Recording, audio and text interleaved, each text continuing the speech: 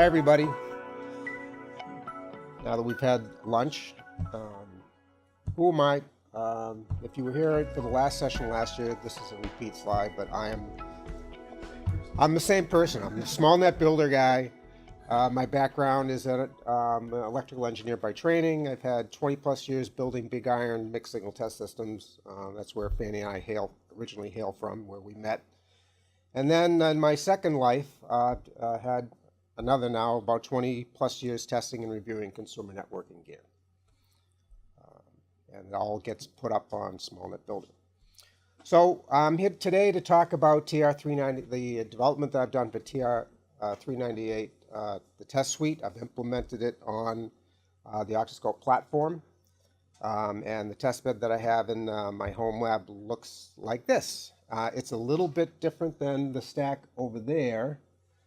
My stack has an MPE, which is the center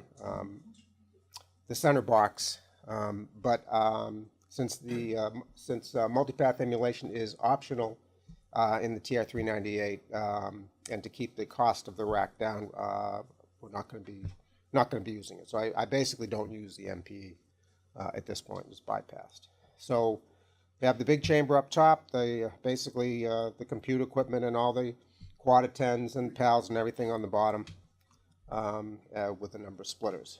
Schematically, it looks like this. Pretty simple to understand. So basically, you have 3 sets of PAL 2.4s and PAL 5s. So you basically have 3 dual band instruments. They come through a splitter, and then they don't each have an individual attenuator, but there's an attenuator for each pair. They go into the box, and we can open it up later and take a look inside, but it's actually, we don't have to do that because it's there. I'll come back to that. As Lee showed, there is a version of this that will also be available that uses the PAL 6s. So when we move on to AX testing on the TR-398 issue 2, or whichever issue it comes into, has support for AX, then we'll be able to do this. All right. So, but today the testing that we're doing is with this, and the test plan will be able to will be easily changeable to support the PAL 6s. All right. Inside, 3 sets of antennas look like this. The victim of choice today is the good old standby Netgear R7800. It's a 4x4 AC consumer router.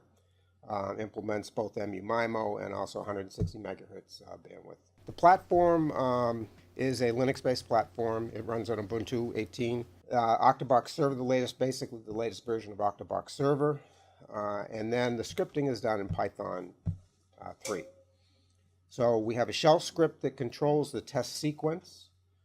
The octoBox server runs the throughput test. So basically all the quad 10s, all the PAL setup and everything is done through the Python script using APIs, and then the pass-fail information, each test result is saved in a CSV file, which goes into a folder that is available for further processing.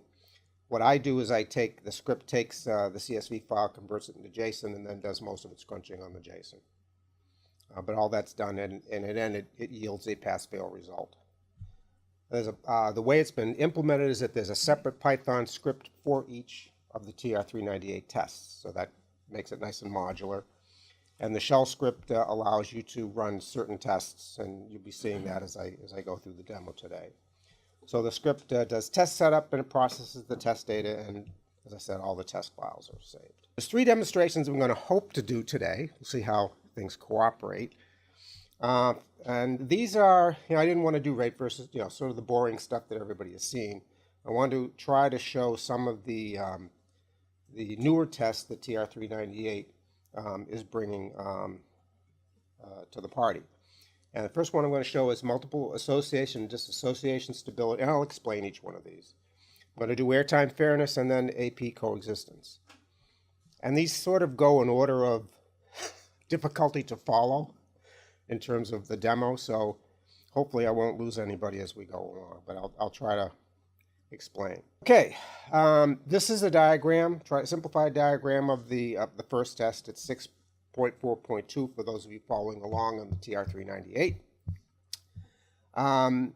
The aim is to test the stability of the device under test, the router or access point, under dynamic conditions. It uses UDP traffic with set test rates. In 2.4 gigahertz, it's 4 megabits a second per station, and in 5 gigahertz, it's 8 megabits a second per station. The way the test works, there's basically two groups of 8 stations. And here we use the Vista capability of the PAL. We start by associating all 16 stations. Throughout the test, we're only going to run traffic on 8 of those 16 stations. So basically, we start running traffic on 8 of those stations. We wait 30 seconds, and then we take a group of idle stations and disassociate them. But we continue to, all through the test, we're always measuring packet loss and throughput on the 8 active stations. So then we wait 30 seconds, and then we reassociate the 8, again, non-traffic stations. We measure active traffic for about 20 seconds more. I don't think the spec states how much longer you have to go after you reassociate. But the way the script is, you get about 20, 30 more seconds of traffic. That could be changed. And then the test limits are per station. No packet loss is allowed. And the throughput on each station has to be greater than 99% of the configured rate. So you have to be, in 2.4, you have to be 99%, so a little bit below the 4 megabits a second on each station. And then 5, you have to be a little bit below or greater than 8 megabits a second. Everybody got that straight? Okay. This is, you can see in the lower corner here, this is the bash script.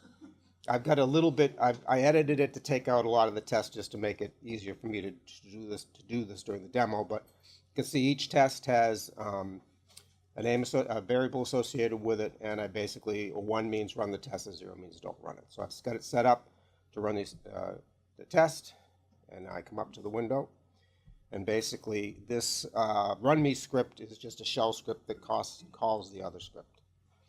I won't go into the reasons why I have to do that. So the first thing it does, it sets up everything. This is just basically setting up. What I do each time is I wipe the configuration out of the octoBox server. So I nuke it, set it to 0, and then create all the test pairs, create all the endpoints, create all the instruments that I need. Now what I'm doing is that because any of you have worked with virtual stations with the PALs, you know they take a long time to associate. So what I've actually done is I've launched 2 threads where I'm associating both groups of 8 in parallel. So I'm not doing it serially. Because especially when you get up to 32, that takes a real long time. We'll fix that. Would you actually mind, because I don't think I talked about it, just describing for anybody who doesn't know what a virtual station is on PAL? It's one of these little drop-down menus. The concept of virtual station is that it's a station that you're able to set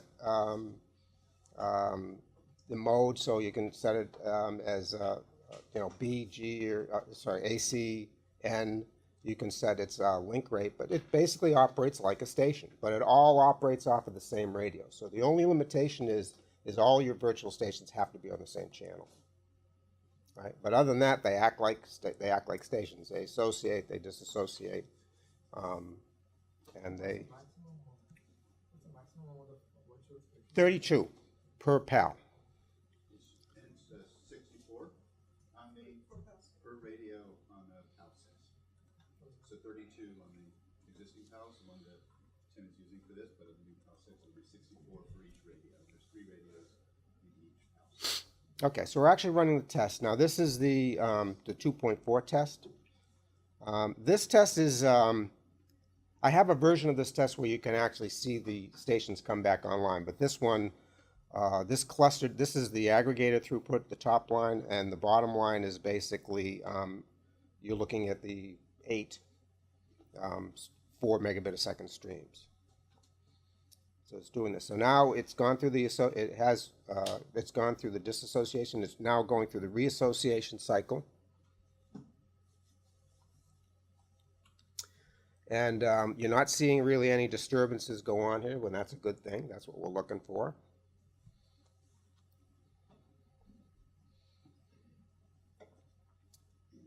So and this is, you can see in this window, we're just looking at the association status, so you can see the stations come back online. So associated stations 4, so 4 of the 8, oh, we're up to 5, 6. The little soldiers are marching back to their access point. And when it's done, so this is again part of the script. Now they're associated, and so now again traffic has continued to run on the other stations throughout this. So now we've got about 30 seconds left in the test.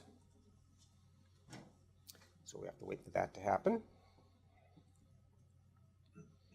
Anybody know any good jokes while we watch this? How's the weather in Virginia? It's getting ready to be hot and humid and buggy. Tim, if you expand the browser, will you get to see the stats for the PALs? Oh yeah, I can. I don't look at them though. You have it shrunk down? At this point, yeah, I just shrink it down at this point. For this test, I don't look at the stats. Because the action, yeah, right, for the PALs. All right, so now we're waiting for the endpoints to stop. We've got the, now these are the pass-fail results.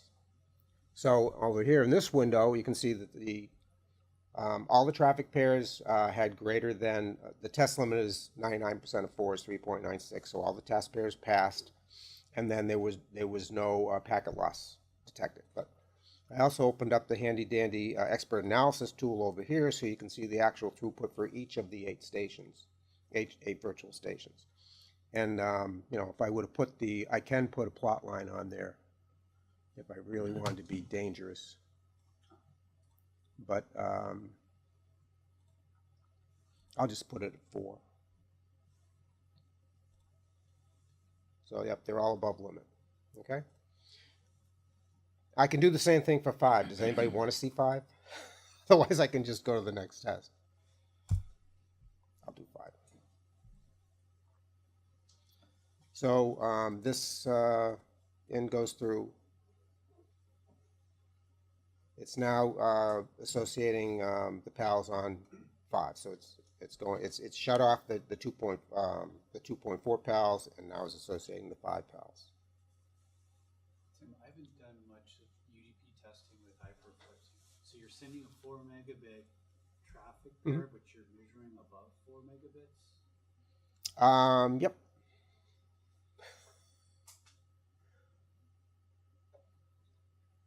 It's the wonder of networking. Just because you're setting it at a 4 megabit rate, right? But that doesn't mean that, you know, once you get through everything, that's what you're going to get. It might also be depending on where you're looking at it. So like the iPerf setting is probably saying 4 megabits of data stream inside iPerf, and then you're adding to that frame headers.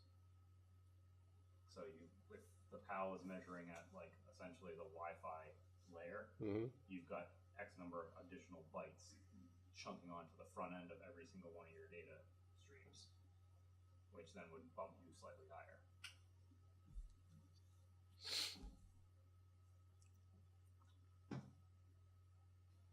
So now it's running the test. So the 8 points are associated. A little higher throughput this time. Again, this is an 8 megabit stream per station. But the thing that's nice about this, it shows that you can do these different things in the background. So you're not just limited by doing one thing at a time. So the script is actually, the throughput is being run by the octoBox server, but I can change instruments, associate things in the background, change attenuation levels in the script while the throughput test is running. And it gets a little more, when I implemented the long-term stability test, that one was even much more fun, because that one you have to ping, you have to, there's a cycle of association and disassociation, and you have to also intermittently run traffic on that one. But that's taken care of by just running multiple threads. Do you ever see this 8 station, maybe one station is off from the rest? In my experience, no. They're pretty well behaved. I don't really see with this number few stations. I don't really see any anomalies. It's not pushing things really hard. Just if you could repeat the questions. Oh, sorry. Do I when you're running multiple stations, do I ever see for virtual stations? Do you ever see one sort of misbehave and the other ones be okay? Is that basically? Yes, yes. And basically, no, I haven't seen it. What my experience has been, and I've run these things. I was sort of on a quest to try to find a way to break things, to do a very, with a small amount of testing, not this huge amount of testing that the test labs have to do and carriers have to do, but trying to find a way, in, for the small net builder audience, to differentiate, try to answer the question, why should I spend $600 on this router as opposed to, $100 for this little access point? What do I really get? How can you tell? So I did a lot of playing around with UDP and just really loading up, the number of virtual stations. So I went up to like 64, or even, and I played with the rates and all those things. And what my takeaway from it was that you pretty much hit a need. There's not something with it slowly degrades. It's all of a sudden you can just keep adding more on and on and on, and then all of a sudden the points will degrade. And if you step if what I did is I increased throughput. I kept the number. I did both, increasing the number of virtual stations and also keeping the number of stations the same and then increasing the throughput. But once you sort of hit that trigger point, it changes very quickly. So you'll see a couple go, but then within, you add one more station on, and then they all go. So it's kind of, there's the other. So that one also passed. So this test passed. And my experience was it's a fairly easy test to pass. I haven't seen, haven't found any surprises for that test. I just cleaned that up. All right. That's that one. Okay. Next one, a little bit more interesting, Airtime Fairness. I will do spoiler alert, this one's not going to pass. Part of the reason is that the R7800 does not implement Airtime Fairness. And I checked with Netgear on that, and they said, no, we don't implement Airtime Fairness specifically, but we found that its native behavior is pretty airtime fair. All right, so Airtime Fairness, for those of you who aren't familiar with it, bottom line is it tries to keep slower stations from slowing down faster stations. And generally does this by, there's no mandated spec that I could find that tells you how to do this. The methods vary, but basically most of it has to do with playing with the access points airtime scheduler so that you give more airtime to faster devices. We're trying to avoid that thing where, 1G, somebody brings their old Nintendo on the network, and then, everybody's Netflix streams just crash. And then you go beat up your little brother for doing that. Okay, so this is again, simplified diagram of of the 3 tests in the Airtime Fairness. And again, these are done on both bands. All of the current implementation to TR-398, no test does both bands at the same time. They always are run separately, band to band. Okay, the first test takes 2 identical 2x2 devices. In 2.4, the devices are N. In 5 gigahertz, they're AC. And the N devices are 20 megahertz. By the way, the standard for TR-398 is device under test is set to channel 6 with 20 megahertz bandwidth. No 40 megahertz bandwidth, 20. And in 5, it's set to AC, 80 megahertz bandwidth. And channel 36. So those are mandated in the spec so that everybody's always on the same page. So the first test is what I call the baseline test. You basically take the 2 devices, you set them at the same distance, you run traffic to both of them at the same time. And I'll get to what the test limits are in a separate slide. Test 2 takes one of those devices and moves it. And the way you move it is you basically add some attenuation, increase the path loss, by 38 dB in 2.4 and 32 dB in 5 gigahertz. All right, so you move it. The third test is you restore the attenuation, so they're basically at the same distance, and then you change one of the devices to a legacy device. The legacy in 2.4 could be a B device, as one questioner indicated earlier. I chose to use a G device, and these are 1x1s.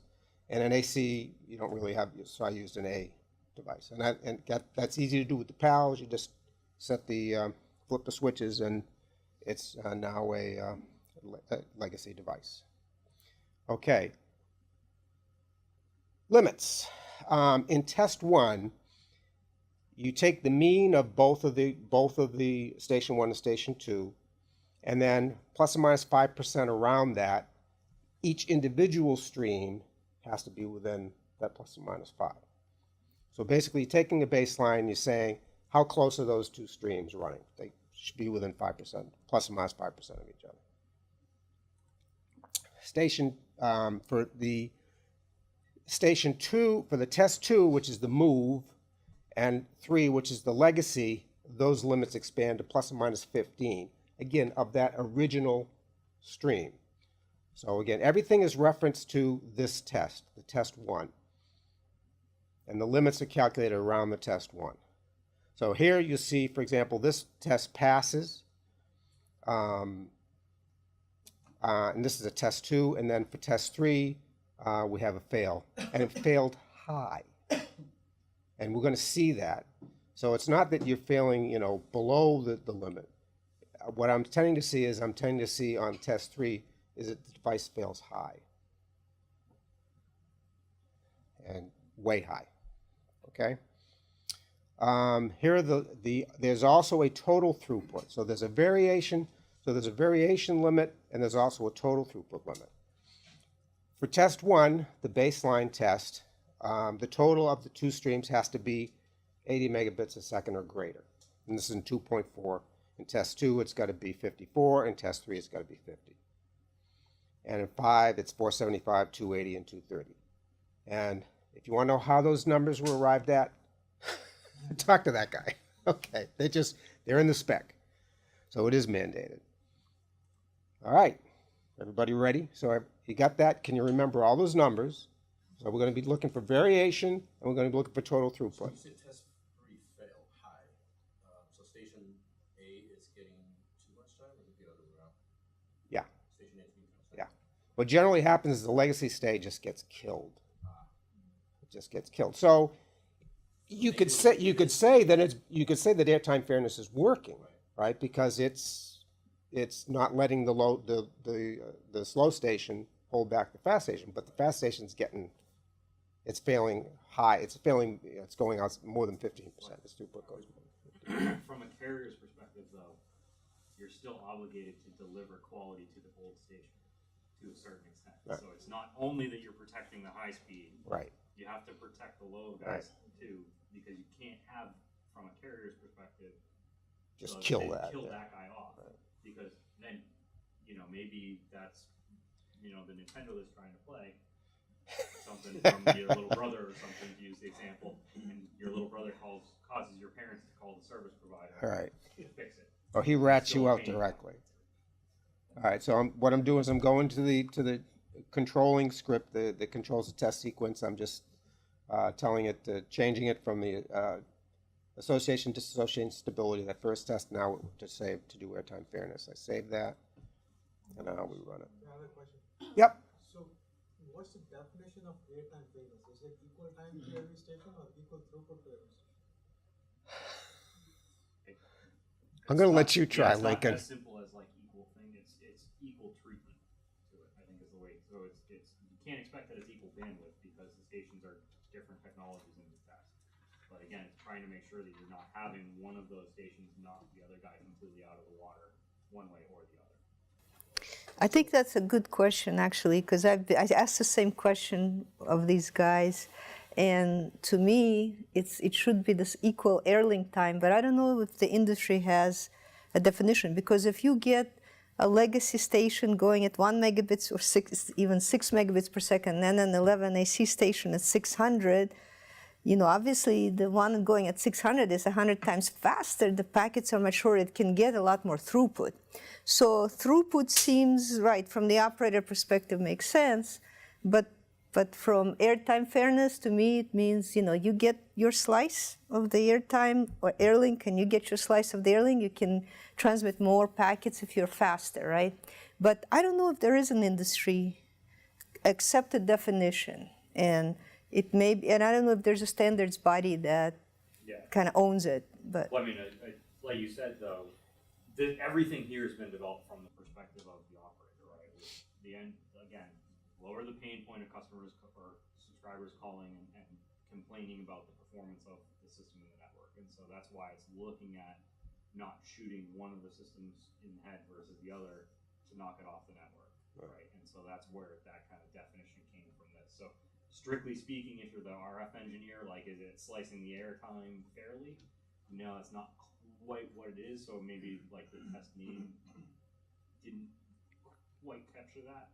But again, trying to just kind of make sure you have equal fairness to the devices on the network, so that they're performing and you're not, having one versus the other. you're going to get a support call, not Yeah. tender stuff. So I've heard another kind of definition of this is, let's say you have a legacy station and you have a newer technology station.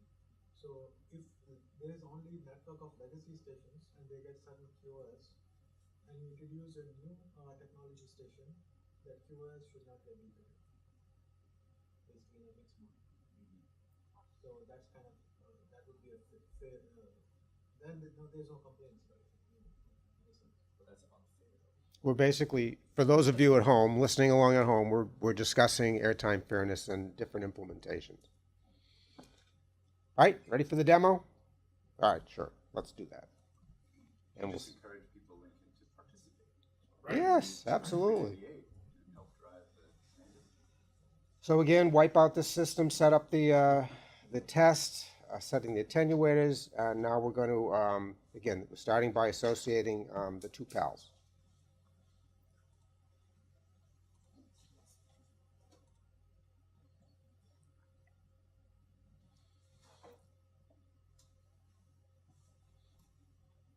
So this is the first test. Do I dare switch back to the other one? All right, so this is this top configuration, test 1. So running the two traffic, the two stations, sorry. I'm going to knock the aggregated link out of there so we can basically seeing both of the stations are getting pretty much the same throughput. And by the way, the TR-398 specifies a 120-second, 2-minute test time for virtually all the tests. I'm running it. I cut that down just for the purposes of the demonstration and test development. You didn't want to tell jokes for 2 minutes? No, I'm not that funny as it is. So, but what the way my script works is it uses 10 seconds of what I call settling time and then 30 seconds of test time. So this first 10 seconds of data, is not brought into the calculation. So if you really following along closely, you'll see that some of the numbers maybe don't line up, and that's because I'm not including the 10 seconds. All right, so test 1.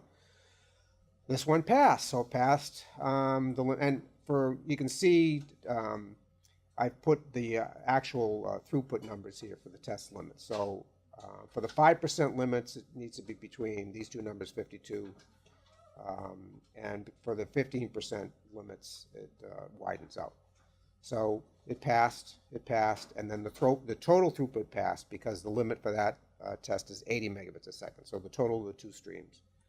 And to make that a little bit easier to see, I launched the handy dandy plotting tool. And we can see these are the two streams. Unfortunately, I can't put the limits on this plot, plus and minus. Plus, right. No, I mean, I can't put two horizontal lines. Oh, Lee, you're too good. Okay. So here's the total throughput line. Here's the where have you heard that one before, huh? And then you can see these two are very close together, so. Yeah. Hey, Lee's happy to have anybody use this tool. Loves, and this is good. And I'm, as you can see, I'm able to call the tool from the script, so it's he added some nice features. So now we're doing the move test. So now we're doing the test where we're taking one of the stations and moving it out. Test 2.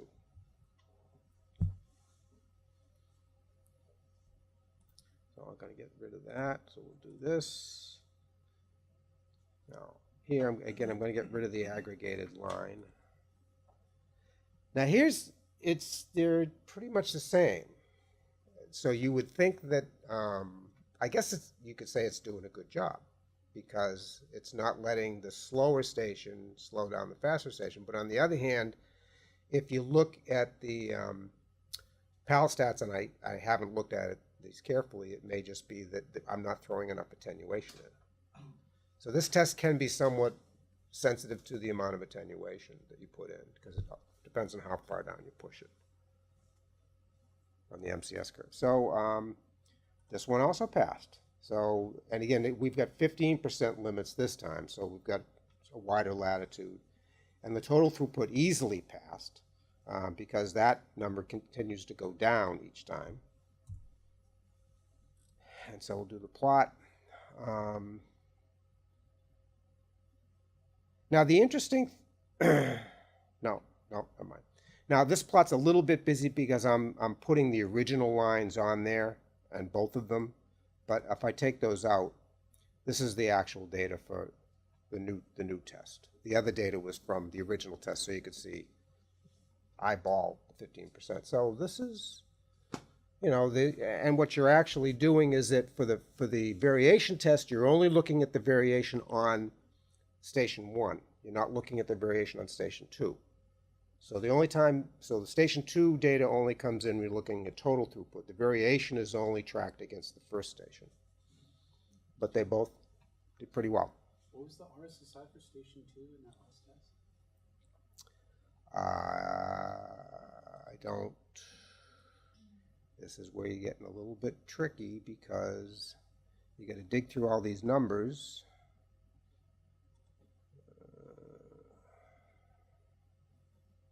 67 minus 67. So station 1's at about minus 33, and station 2 is about minus 67. Which, depending on where you are, in 2 by 2, and it may not be that low. Right? Now we're ready for the next. So now we're going to do 3. This is the legacy. So this is I'm using a G device, a G 1x1 device. They're both back at the same signal levels. The attenuations have been reset, so they're the same attenuation to both.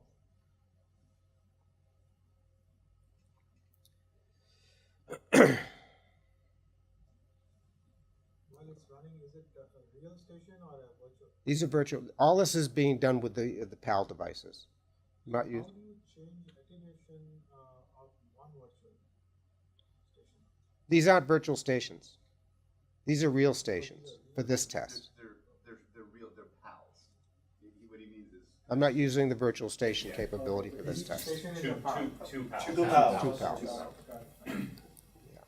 But you yeah, do you use can't- you- virtual stations too, right? In some tests, you use virtual The stations. first test did. On the first test. First test used a total So of the 16. ones that are virtual on the same PAL radio will be at the same attenuation, but then you can have a mix of virtual from PAL to PAL that are different attenuations. And that's the way I was able to disassociate. On the current PALs, you don't have individual association control for each virtual station. On PAL 6 you will, but on the current PALs you don't. virtual stations, you can't actually control the transmit power. So they can sort of appear to be, different places from an uplink perspective. But they're on the same radio. So. Okay, so this time we can see that, again, the test failed. It failed at the 15% limits, but it failed. Oh, we failed low this time. That's good. Hey, it cooperated. I didn't do that on purpose.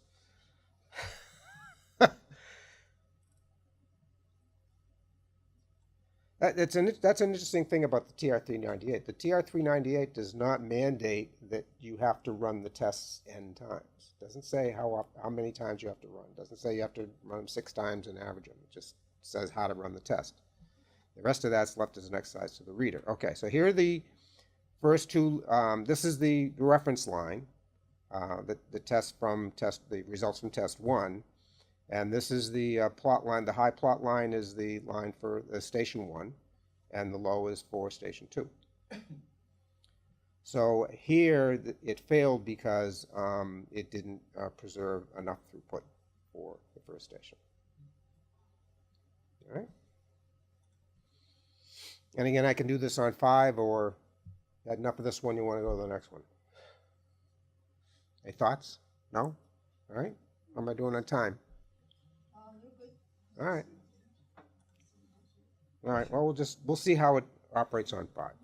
So, question on the legacy, right? Yep. You don't have a legacy baseline. You don't have legacy baseline. No, everything is compared against the original. Yeah, but the original was not legacy. No, the original is correct. So you're trying to see the effect of, again, on the original. But what if you want to invert the problem and want to see? That's not what TR-398 asks me to do. You can do it, but that's not. Is that what you're concerned about? So the way this is written, you're trying to make sure that the fairness is there. So it was trying to do it in the simplest case that we could to do that. You know, hey, we're not seeing that giving an exorbitant share or too little to the station 1 when the legacy device appears on the network. There's no variation. The TR-398 does not have a variation spec on the second station. It's looking at it's looking for the variation on the first station. It brings the second station in by looking at total throughput. But it does not, say that it doesn't give a variation spec for both. But if there's an interest, or if people feel that that's of interest for the industry, that's the feedback that the UBF would love to have. Of, yes, you need to look at it this way too. Looks like it got unhappy. So had a problem. Oh, what's the matter? I'm not sure. We'll see what happens. Oh, it looks like something quit. Yeah, see, there's a throughput line. Whoa, somebody went crazy. All right, anyway. So we'll move along. That's the 5 gigahertz test. Something went wrong with it, so we'll just come back. Something crashed, right? All right, just to show you, this is real data, right? Just, nothing up my sleeve, You don't want me, That's right, edgy. The tension is unbelievable. Okay. That was the Airtime Fairness. All right, so now we're going to do AP Coexistence. Now this has got 5 tests for you to keep track of, okay? So bear with me. And I didn't redraw a nice thing. I'm using the diagram that Lincoln and the TR-398 group came up with. But let me see if I can simplify it. The purpose of this test is to assess the effect of the neighbor network, which is termed the alien network, on the device under test wireless LAN. So basically, crowded neighborhood, you got your neighbor next door, he's on the same channel, or or he decided that he's going to be cute and go to channel 7, and what effect is that going to have on you? Now you'll note, and now one thing that this does is that it's not having that alien network totally blasting. The spec says take that alien network and limit its channel capacity to 50% of channel capacity. And it does that by, we do that by setting the transmit. We limit IPERF. We don't try to get cute with other things. Now notice the diagram is that everybody's basically sitting next to each other. So you got this is a 2 meter distance, 2 meter distance, everybody's sort of all in the same area. So picture this as both these networks are sort of set up in the same room. So it's not like your neighbor, there's nothing in the TR-398 test that says move that other network at some far distance. It's close and stuff. So the signal, although they can be somewhat sensitive to signal levels, that's sort of not the purpose of this test. We're not varying signal levels in this test. The way the signal levels are set is just sort of at nominal level. Everyone's operating under strong signal conditions. It's good having him here because sometimes there was some practical consideration given to that. Sure. As soon as you specify like, oh, it's got to be like distances of a real apartment building, how many do you want to build that shielded room if you want to build a single room? Yeah. Scenario, right? So like there was some practical consideration given to this a little bit. Right. So there are 5 measurements in this test, and they're different alien network conditions. And this chart taken directly from the TR-398, table 26, shows you. Well, first of all, let's talk about the conditions. So their 5 tests are the alien network is off, just OFF off. Second one is that it's on and there's one station and it's just beaconing, so no traffic running. Third test is the alien network and the base network are both running on the same channel. But again, remember that alien network is running at sort of 50% capacity, so they're both not battling for airtime at the same throughput. The second one is purposely limited to 50%.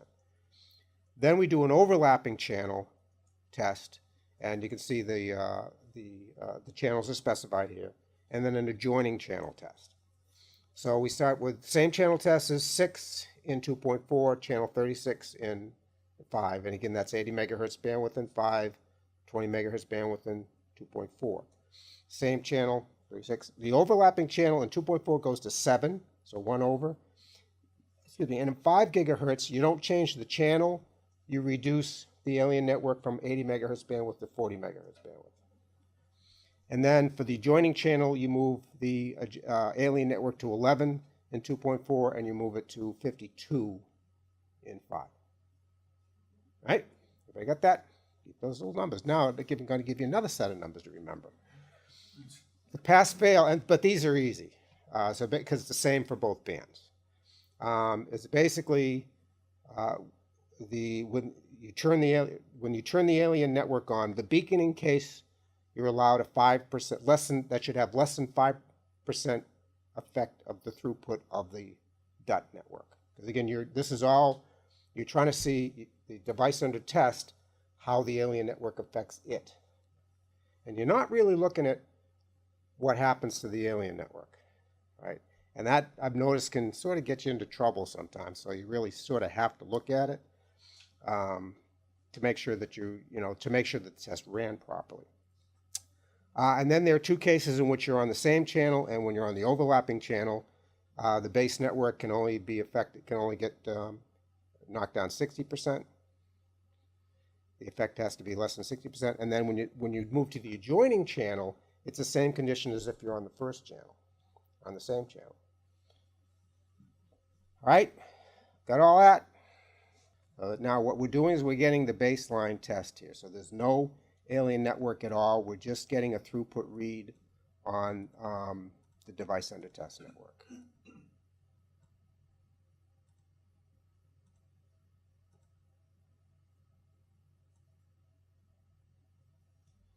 Okay, PALs associated.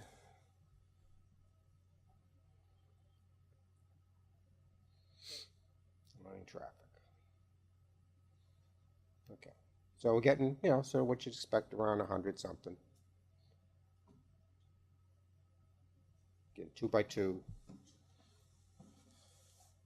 We're on that for about 30 seconds. Get the baseline number.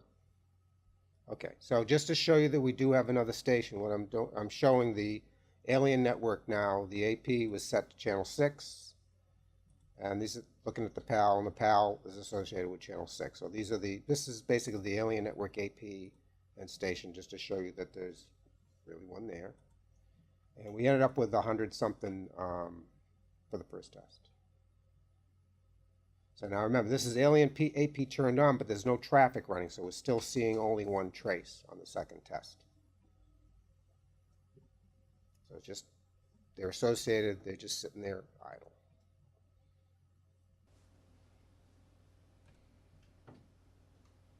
Let's it run a little bit. Pull this back over.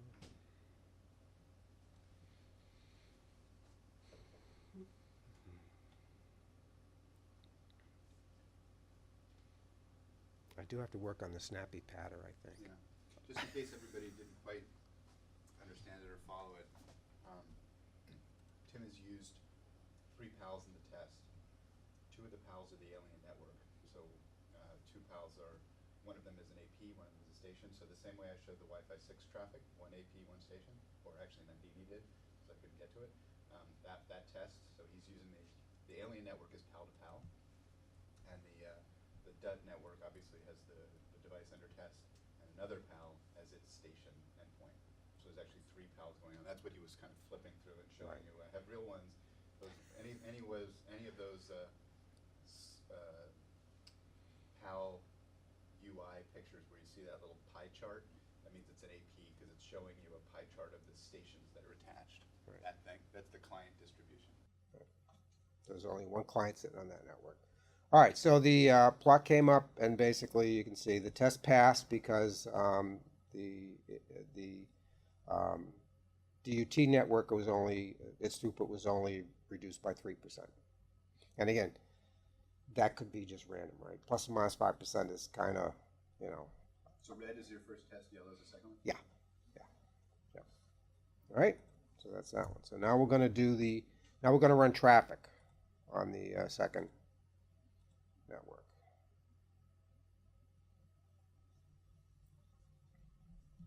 So now I should see 2 traces. And yes, I do. Shut the aggressor. So top trace is the device on the test network. The bottom trace is the alien network.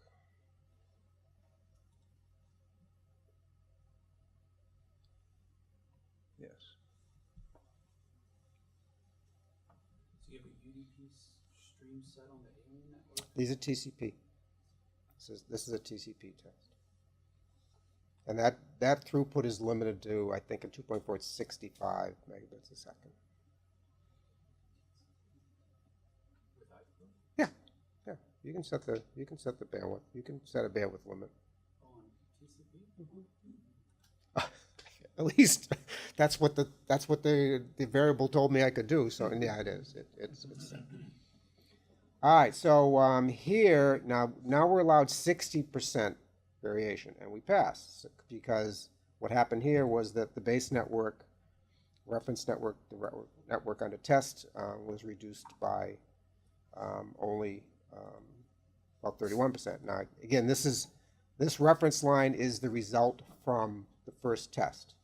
So you can eyeball it here. But the 60% reduction limit is actually 45. So that would be that guy. So we're well above the limit. All right. And now we're going to do overlapping. So we're moving to channel 7. Again, I'm going to show. Here's the AP. I moved it to channel 7. Oh, that's associated. Yep, there's the station. So the script does check that the station moves, because you want to make sure that you have a valid test condition. So I moved the station. Actually, the station is set to scan when it loses association. So I move the AP, and then the station just follows it. But then I make sure that the station goes where it's supposed to go. Again, I'm going to get rid of the aggregate link. Come back here.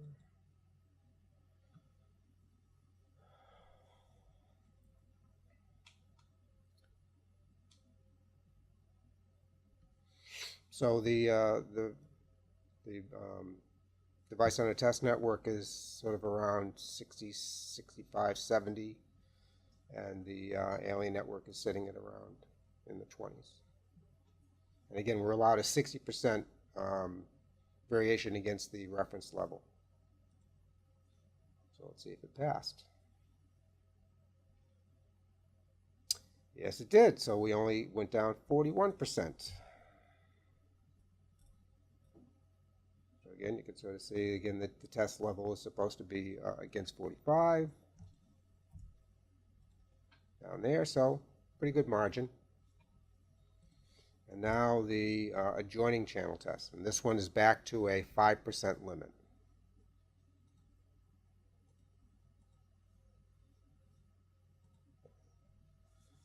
Again, I'm making sure that things change. So we move the AP to channel 11. And then the station just followed. There's 11. Now what I do is I wait. I put a fixed wait in on this. And 20 seconds is good. I've noticed that the 5 gigahertz takes much longer for it to associate on 5. So I think It's I go. just scanning, right? So Yeah, it has to scan. 4 channels. Yeah. So what, question? Sure. What power level is, are you doing this test at? Say again. What RSSI level? Oh, this is strong signal level, so it's a, you basically have, let's take a look. I mean, it's supposed to be 2 meters. 2 meters at 2.4 is Yeah. roughly 46 dB. Yeah.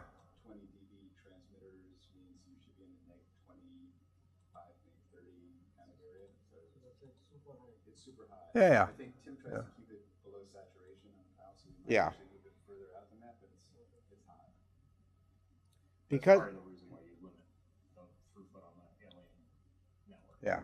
Because if you just blasted him through, you'd have contention on the airtime more than Right. looking at kind of trying to share some of that.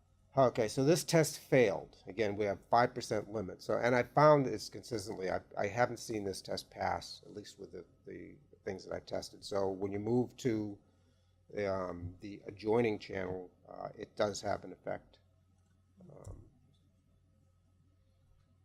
See, this is why you want to run TR-398, to find out these things. So this is the, again, the reference level, and this is the test level. But again, remember that we're not looking at what happened to, the throughput on the other network. But you can get some insight into that here. If I get the aggregate out, see that level got moved down. And again, I didn't change the reference level. It did not change the attenuation. Getting lots of questions. Kurt is going crazy with questions, as I would expect. Kurt, thank you for your questions. I don't know if I can answer all of them. You should specify the signal strength with attenuators and antennas. I thought that I did. We're basically at strong signal level. Are you not aware of near field limits at high power in this? So comment that having fairly high power level and near field is a factor. Why is co-channel and overlapping channel have the same 60% degradation limit for 2.4? Actually, it has it in both 2.4 and 5. And again, that goes to. I mean, when we experimentally set these from like a bunch of measurements, like they probably weren't exactly, but once you start boiling down to the numbers, you end up with 58 versus something, and it just coalesce to a set of numbers. But this question goes to the why does the co-channel and the overlapping channel, those two conditions, it's not about the actual number itself. It's more like why do those two conditions have the same 60% allowed 60%? Well, they're both going to have detriment, right? You're going to drop by an amount. You're either trying to share the thing, try to share the airtime based on when you can and can't talk. So you're going to obviously have a degradation at some point. So the limits were set basically from data.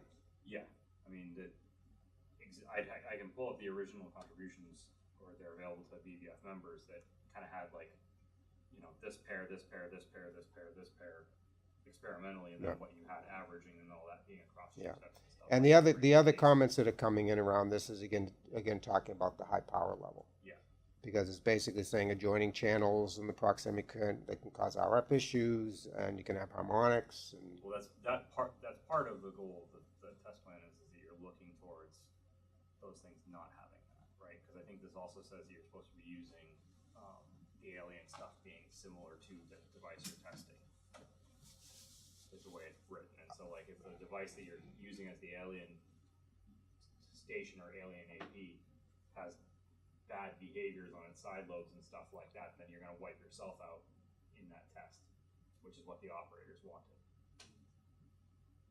Because if they're trying to put the two, you know, if they give you and your neighbor the same device and then try to configure them to have non-overlapping channels, adjacent, you know, channels, they don't want to then watch their network fall apart when it shouldn't. Right. So you said that this test mandates that it's the same? I'm fairly certain that it says that they need to have similar characteristics. I think that was in there. At least that. Well, no, I think originally, I thought we made some contributions about that, but I guess what I'd say is maybe, you know, kind of overall, I guess the question that's one of the questions being raised here maybe is, even in the perfect case, I guess if you were to take a look at the specs, you're saying look at Wi-Fi specs, what is the effect that you would expect, right? You know, on something with specs that are sort of receiver characteristics that fall within spec, right? If you're going to, you know, expect to get a certain rise in the signal noise, that, you know, you should expect a degradation, and, you know, maybe it needs to be looked at again, the limits. I mean, it's certainly possible. I mean, I think it's interesting. It's a lot of, hopefully, a lot of interest in the test results and in what TR-398 is doing. Lincoln already mentioned that, you know, this is intended to go on, and there'll be more conversation about it. But we probably can't resolve any of the issues here today. But I think I'm past my time, yeah. right? Anyway, but No, but we're just about done. I mean, it's just more of the this is the alien turn on. It's 5%. It passed the test. It didn't affect it very much at all. All right, that's about the same. We're going to let it run. This is now doing the co-channel.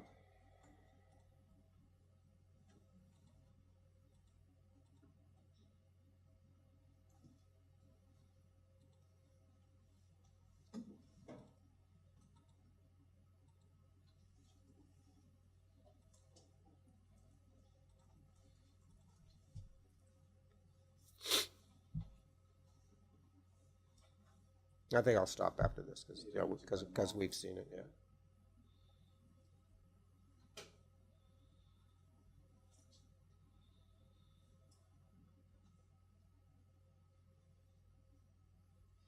if anyone who's in the room anyway wants to afterwards take a look at the setup that Tim's been using, running all the tests on, you know, feel free. It's the one behind Lincoln's head over there. Okay, and this one passed. All right, I'm going to stop it here because, again, we've sort of seen it, the 2.4, it's the same test, just run on 5. And I think that's it for me.